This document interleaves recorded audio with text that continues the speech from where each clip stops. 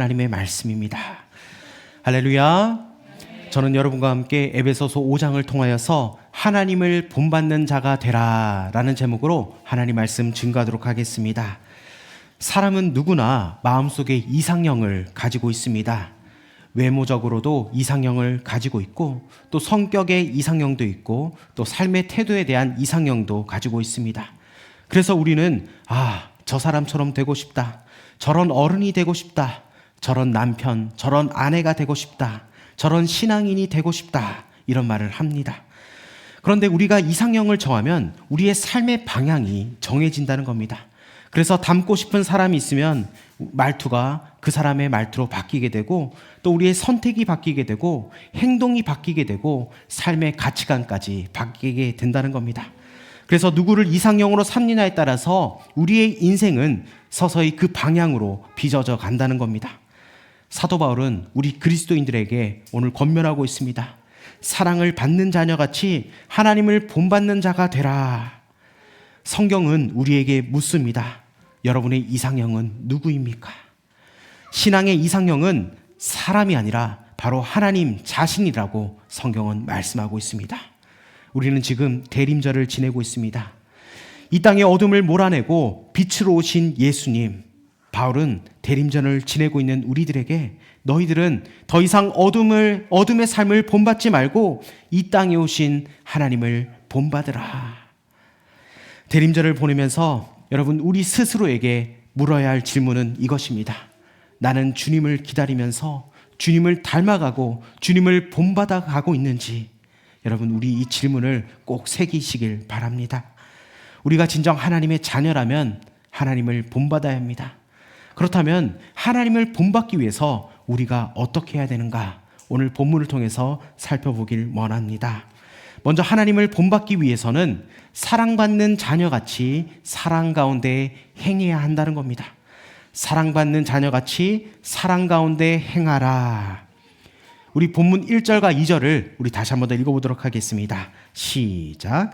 그러므로 사랑을 받는 자녀같이 너희는 하나님을 본받는 자가 되고 그리스도께서 너희를 사랑하신 것 같이 너희도 사랑 가운데서 행하라. 그는 우리를 위하여 자신을 버리사 향기로운 제물과 희생 제물로 하나님께 드리셨느니라. 아멘. 여러분, 본받는다라는 말은 무슨 말입니까? 이 말은 미메타이라는 말을 쓰는데, 이 뜻에는 따라하다, 모방하다, 흉내내다 라는 뜻이 있습니다. 여러분, 어린아이들이 집에서 놀 때 종종 역할놀이를 합니다. 너가 엄마 해, 너가 아빠 해, 난 아빠 할게. 그리고 동생도 그 역할극을 합니다. 그러면서 아이들이 자연스럽게 엄마 아빠 흉내를 냅니다. 특징을 잘 살려서 아이들이 흉내내는 것을 보면 언제 아이들이 이만큼 컸나 생각할 때가 있습니다. 아이들은 우리가 가르치지 않아도 부모님의 말투, 걸음걸이, 그 표정을 꼭 집어서 그렇게 똑같이 따라합니다. 여러분, 왜 그럴까요? 바로 아이들이 부모님의 사랑을 받았기 때문입니다. 부모님의 사랑에 대한 확신을 가지고 있기 때문입니다. 사도 바울은 오늘 주님의 자녀들에게 권면하고 있습니다. 너희는 사랑받는 자녀다. 사도 바울은 사랑 가운데 행하되 그저 우리의 생각으로 사랑하는 것이 아니라 하나님의 사랑을 본받아야 하나님이 우리를 사랑하신 그 사랑을 흉내내고 모방해서 사랑하라고 말씀하고 있습니다. 우리가 사랑하기 위해서는 먼저 하나님의 사랑을 받아야 한다는 겁니다. 여기에 사랑받는 이라는 단어는 아가페타라는 단어를 쓰는데, 이 말은 깊이 사랑하다, 소중히 품다 라는 뜻을 가지고 있습니다. 그런데 중요한 것은 이 말이 현재 시제로 사용되었다는 겁니다. 즉, 과거에 사랑받았다는 말이 아니라 지금도 여전히 사랑받고 있다는 말입니다. 여러분, 하나님이 여러분을 깊이 사랑하십니다. 하나님은 여러분 한 사람 한 사람을 소중히 여기신다는 겁니다. 그리고 여러분을 품고 계신다는 겁니다. 내가 잘해서 사랑받는 것이 아니라 하나님은 여러분 존재 자체라도 이미 충분히 사랑하심을 믿으시길 바랍니다. 그런데 여러분, 나 자신을 포함해서 다른 사람을 사랑하는 것이 여러분 쉬울까요? 이 세상에 어떤 사람도 사랑하는 법을 저절로 배우는 사람이 없습니다. 부모와 자식 간이라 해도 저절로 사랑하게 되지 않는다는 겁니다. 여러분, 오늘날 매스컴을 통해서 수많은 기사를 보십시오. 부모가 자식을 학대하거나 죽이고 자식이 부모를 때리고 버리는 기사들이 여러분 수없이 우리는 보게 됩니다. 아마 여러분 중에서 목사님, 그건 일부의 악질인 사람들이 그 일을 저지르는 것 아닙니까? 그런데 여러분, 그렇지 않다는 겁니다. 우리들 마음속에도 다 그런 생각들을 하고 있다는 겁니다. 여러분, 사랑하는 우리 자녀들이 늘 항상 사랑스러우신가요?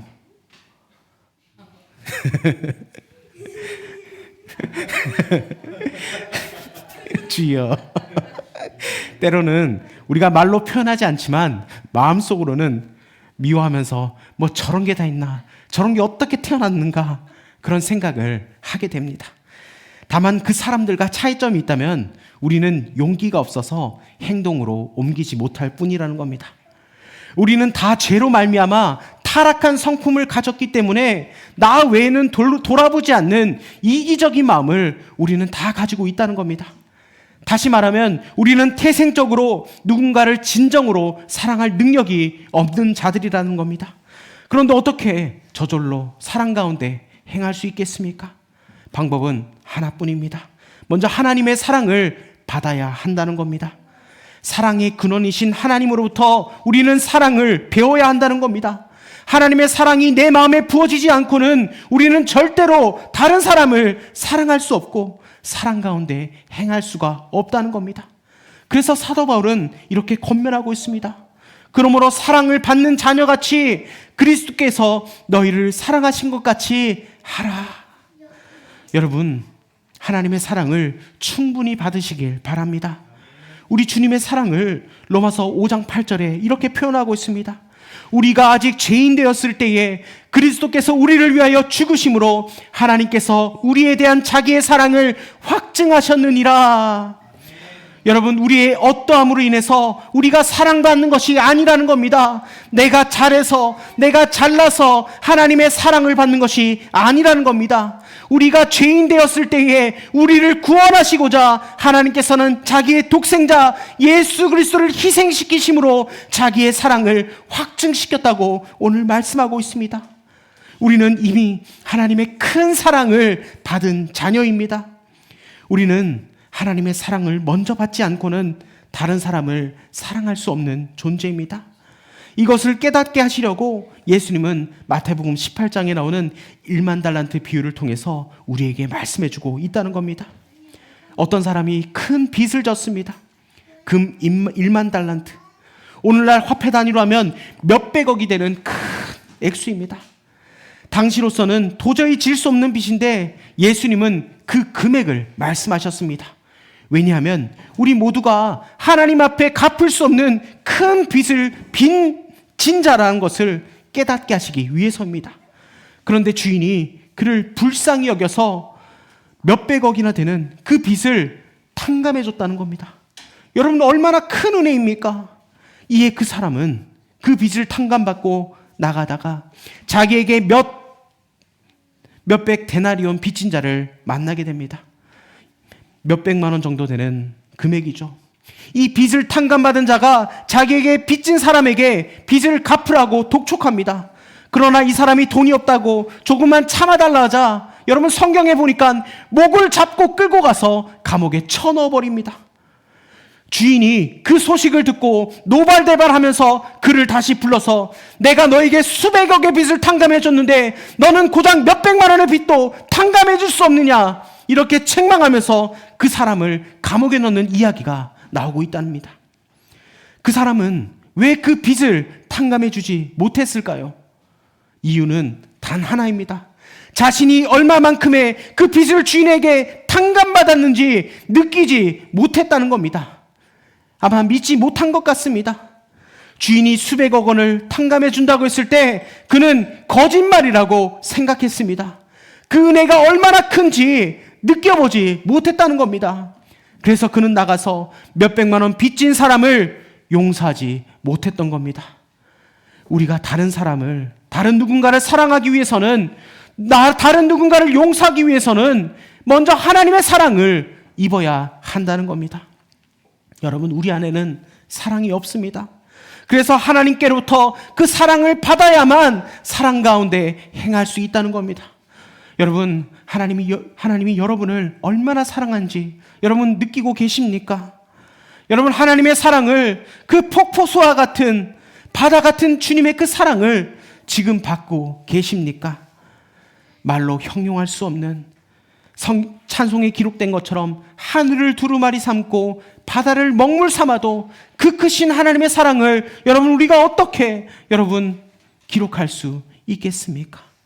여러분, 아낌없는 그 주님의 그 사랑을 주님은 지금도 우리에게 베풀어주고 계신다는 겁니다. 우리는 도저히 하나님 앞에 나아갈 수 없는 자들이었습니다. 우리의 죄 때문에 거룩하신 하나님이 우리를 받아들일 수 없었습니다. 이에 죄인이 하나님께 나아갈 수 있는 방법은 단 하나밖에 없었습니다. 그 제사를 통해서, 예수 그리스도의 그 보혈의 피를 통해서 죄를 깨끗이 씻어야 한다는 겁니다. 하나님이 기뻐 받으시는 향기로운 제사를 하나님 앞에 드린 다음에야 죄인이 하나님 앞에 나아갈 수 있습니다. 바로 예수 그리스도께서 이 땅에 오셔서 자신의 몸을 버리사 하나님 앞에 향기로운 제물과 또 희생 제물이 되셨다고 오늘 성경은 말씀하고 있습니다. 여러분, 우리의 삶의 자리를 한번 들여다보길 원합니다. 우리의 행동, 우리의 언어, 예수님의 사랑으로 진정 행하고 계십니까? 우리는 말 한마디를 참지 못하고 팩하고 쏘아붙이고 자기 자신을 내세우려고 하고 있지는 않습니까? 부부 사이에도 서로 못 이겨서 안달난 것처럼 자신의 유익과 신리를 앞세우고 자존심을 내세우고 살아가고 있지는 않습니까? 하나님이 우리에게 주신 사랑은 자신에게 있는 모든 것을 다 쏟아부어 주신 그 사랑입니다. 예수님의 사랑은 자기 자신을 내세우기보다 순종이었고 자기를 보호하기보다 헌신이었다는 것을 여러분 꼭 기억하며 나아가길 원합니다. 하나님을 본받기 위해서는 하나님의 사랑을 충분히 경험해야 합니다. 그 사랑의 깊이를 경험할 때 우리는 다른 사람을 사랑할 수 있고 사랑 가운데 행할 수 있습니다. 이렇게 할 때 우리의 가정이 변하고 우리의 자녀가 변하고 이웃이 변하고 이 사회가 변화될 줄 믿습니다. 두 번째로, 하나님을 본받기 위해서는 거룩하게 살아야 한다는 겁니다. 거룩하게 살라. 우리 본문 3절에서 5절까지를 우리 다시 한번 더 읽어보도록 하겠습니다. 시작. 음행과 온갖 더러운 것과 탐욕은 너희 중에서 그 이름조차도 부르지 말라. 이는 성도에게 마땅한 바니라. 누추함과 어리석은 말이나 희롱의 말이 마땅치 아니하니 오히려 감사하는 말을 하라. 너희도 정녕 이것을 알거니와 음행하는 자나 더러운 자나 탐하는 자 곧 우상 숭배자는 다 그리스도와 하나님의 나라에서 기업을 얻지 못하리니. 아멘. 여기에 본문에 나오는 6가지 죄가 나오지만 성경학자들은 이 모든 죄가 한 가지 죄를 이야기한다고 말합니다. 바로 성적인 죄라는 겁니다. 특별히 3절의 음행, 이것을 쉽게 말해서 결혼 이외에 가지는 모든 성행위를 말합니다. 더러운 것은 다른 더러운 것을 말하는 것이 아니라 결혼 이외에 갖는 성행위를 묘사한 겁니다. 그것이 더럽다고 얘기하는 겁니다. 그리고 탐욕은 다른 사람의 몸을 탐하는 것입니다. 그래서 하나님께서 10계명의 10번째 계명, 내 이웃의 아내를 탐하지 말라, 이렇게 말씀하십니다. 여러분, 오늘 우리가 살아가는 이 세상을 보십시오. 세상은 계속해서 너가 하고 싶은 대로 해라, 너가 느끼는 대로 해라, 참지 마라, 내 욕구를 숨기지 마라, 지금 계속해서 즐겨라, 이렇게 속삭이고 있습니다.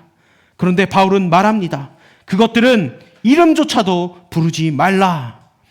여러분, 욕구는 만족시키면 사라지는 것이 아니라 더 커집니다. 쾌락과 중독은 더 자극적이고 강하게 돌아오는 겁니다. 그래서 바울은 탐욕을 우상 숭배라고 말합니다. 내 욕망이 하나님보다 더 나를 움직일 때 그것은 이미 주인이 바뀌게 된 것입니다. 바울은 또 하나를 지적하는데 누추함과 어리석은 말과 희롱의 말이 마땅치 않다고 말씀하고 있습니다. 그런데 이 말들을 원어로 보게 되면 모두 성적인 말을 지칭하고 있다는 겁니다. 요즘 사용하는 언어로 성적 희롱입니다. 부끄러운 말, 어리석은 말을 하지 말라고 하는 겁니다. 그러면 왜 이름조차 부르지 말라고 그렇게 말할까요? 여러분, 이름이라는 것은 정체성을 부여하는 행위입니다. 어떤 행동을 말로 반복하면 그 행동에 자리를 내어주는 일이 되기 때문입니다. 여러분, 부정적인 말, 부끄러운 말, 어리석은 말을 계속하다 보면 나도 모르게 부정적인 사람, 부끄러운 사람, 어리석은 사람이 된다는 겁니다. 대신에 감사하는 말, 긍정적인 말을 하면 감사하는 사람, 긍정적인 사람이 된다는 겁니다. 여러분, 말이라는 것은 영적 공기가 된다는 겁니다. 이 말은 바로 가정의 공기를 바꿀 수 있고 공동체를 바꿀 수 있고 사람의 변화를 시키는 그 힘을 이 말이 가지고 있다는 겁니다. 그래서 바울은 말을 버리라고 하지 않고 감사를 입에 채워 넣으라고 그렇게 말씀하고 있습니다. 하나님은 오늘 우리에게 묻습니다. 너는 어떤 향기를 흘리고 있느냐? 너의 말은 지금 어떤 공기를 만들어내고 있느냐? 사랑하는 여러분, 하나님을 본받고 싶으십니까? 그러면 우리 거룩을 회복하길 원합니다. 부정적인 모습을 버리고 감사의 입술을 채우시길 원합니다. 하루에 3번이라도 감사의 말을 해봅시다. 감사는 우리의 영혼의 방향을 바꾸는 강력한 힘을 가지고 있습니다. 말 한마디라도 상대방을 살리는 말을 하고 작은 배려, 예수 그리스도의 그 사랑을 한 가지씩 실천해 보길 원합니다. 특별히 이 대림절 기간에 직장에서도 먼저 솔선수범하면서 선한 행동을 하고 내 마음에 욕망은 없는지 매 순간 내 자신을 점검하여서 거룩한 하나님의 자녀답게 살아갈 수 있는 저와 여러분 되길 축복합니다. 또한 바울은 헛된 말로 속이는 자들이 있다고 말씀하고 있습니다.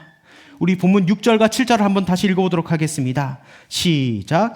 누구든지 헛된 말로 너희를 속이지 못하게 하라. 이로 말미암아 하나님의 진노가 불순종의 아들들에게 임하나니 그러므로 그들과 함께 하는 자가 되지 말라. 아멘. 당시 에베소에는 모든 사람들이 아데미 여신을 섬기고 있었습니다. 지금도 에베소 지역에 가보면 아데미 신전의 흔적들이 남아있다고 합니다. 그런데 이 여신을 섬기는 예식 중에 그 신전에서 일하는 창녀들과 동침하는 순서가 있었다고 합니다. 그래서 에베소에 있는 모든 사람들이 그 음행을 즐기기 위해서 아데미 신전으로 모여 들었던 겁니다. 신전에서 다른 여자와 음행을 즐기는 일은 당시 에베소에서는 지극히 평범한 일이었던 겁니다. 그 당시에 당연한 이 분위기였고 용인되는 일이었습니다. 그런 문화적 배경을 염두에 두고 사도 바울은 에베소 교인들에게 누구든지 헛된 말로 너희를 속이지 못하게 하라 이렇게 말하고 있는 겁니다. 그렇다면 오늘날 이 시대는 어떠합니까? 이 정도는 괜찮아. 다들 이렇게 살아. 너만 그렇게 예민하게 굴고 그래. 부부간에 신의가 무너진 시대입니다. 요즘 시대에 애인이 없으면 장애인 취급을 받는 이 시대상입니다. 우리 젊은 세대는 이미 혼전순결이 무너진 시대를 살아가고 있습니다. 최근 데이터에 의하면 크리스천 젊은이들도 절반 이상이 혼전순결을 지킬 필요가 없다는 통계가 오늘날의 시대를 대변해주고 있다는 겁니다. 그리고 오늘날 중독의 시대입니다. 미디어 중독, 쇼핑 중독, 요즘은 마약 중독, 각종 중독으로부터 고통받는 자들이 너무나 많이 늘어나고 있습니다. 결핍에서 오는 그 충동들을 더 큰 중독으로 가져오게 한다는 겁니다. 여러분, 음행이 당장에는 즐거움을 줄 것 같지만 당사자뿐만 아니라 상대방을 그리고 하나님과의 관계를 철저하게 파괴시키는 겁니다. 이런 에베소의 문화 가운데서 사도 바울은 단호하게 얘기하고 있습니다. 이 세상의 잘못된 속삭임에 너희는 속지 말라. 너희는 그들과 함께 하지 말라. 이렇게 단호하게 얘기하고 있습니다. 여러분, 세상은 계속해서 음행을 즐기라고 얘기합니다. 사회는 음행이 괜찮다고 얘기합니다. 그까짓 것 아무것도 아니라고 그렇게 유혹을 합니다. 눈 한 번 감으면 된다고 그렇게 속삭이고 있습니다. 그러나 하나님은 말씀하십니다. 속지 말라고 그렇게 말씀합니다. 여러분, 6절 하반절에 이로 말미암아 하나님의 진노가 불순종의 아들들에게 임한다고 말씀합니다.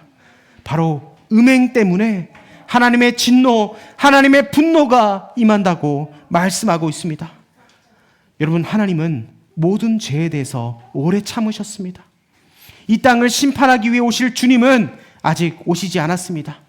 그러나 다른 죄에 대해서는 심판날까지 기다리시지만 한 가지 죄악만은 그때까지 기다리시지 않으시고 그 죄를 범하는 사람들을 심판하셨습니다. 여러분, 그 죄가 무엇인지 아십니까? 바로 성적인 타락입니다. 그래서 하나님은 소돔과 고모라를 심판하셨던 겁니다. 오늘날 한국 사회에도 동성애가 사회 문제로 대두되고 있습니다.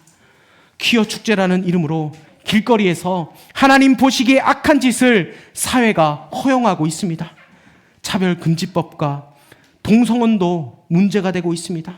그런데 우리는 속지 말아야 합니다. 로마서 1장 26절에서 28절은 말씀하고 있습니다.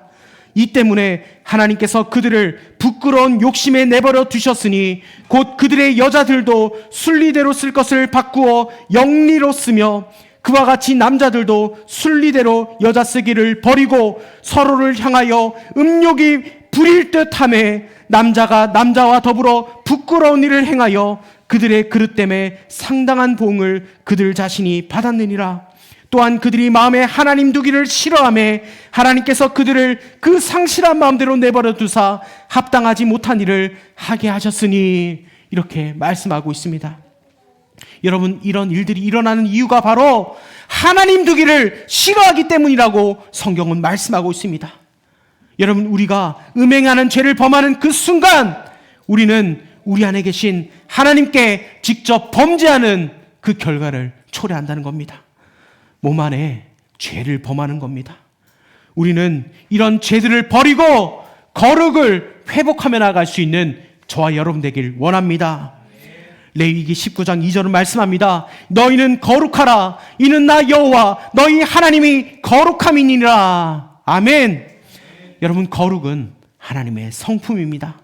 하나님의 형상의 회복은 바로 거룩함에 있다는 겁니다. 하나님은 우리를 세상의 기준으로 살라고 우리를 부르시지 않으셨습니다. 거룩한 존재로 우리를 부르셨음을 여러분 꼭 기억하며 나아가길 원합니다.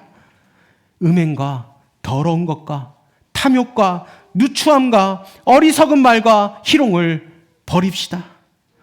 하나님을 더욱더 가까이 하길 원합니다.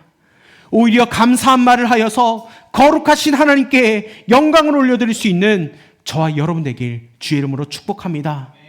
말씀을 정리합니다. 사도 바울은 우리 그리스도인들에게 권면하고 있습니다. 너희는 하나님을 본받는 자가 되라. 하나님의 사랑을 받은 것 같이 그 사랑을 깊이 경험할 때 다른 사람을 사랑할 수 있고 사랑 가운데 행할 수 있다고. 또한 거룩하게 살아야 함을 말해주고 있습니다. 오늘날 이 시대는 너무나 어둡고 부정적인 행동과 말로 우리의 영혼을 피폐하게 만들고 있습니다.